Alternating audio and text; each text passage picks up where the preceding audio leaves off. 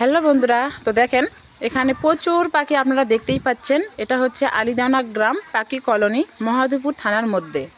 তো বন্ধুরা, এখানে অনেক বাঁশের ঝোড়ঝাড় আছে এবং আরও অন্যান্য গাছ আছে। তো প্রত্যেকটিতে গাছ এতই পাখি, এখানে অনেক ধরনের পাখি আছে যে আপনারা দেখতেই পাচ্ছেন।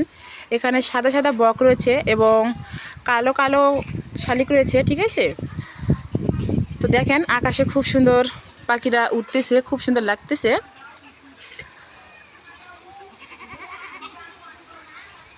ওয়াও, অসাধারণ, খুব সুন্দর। নিজের চোখে না দেখলে আপনারা কখনোই বিশ্বাস করতে পারবেন না।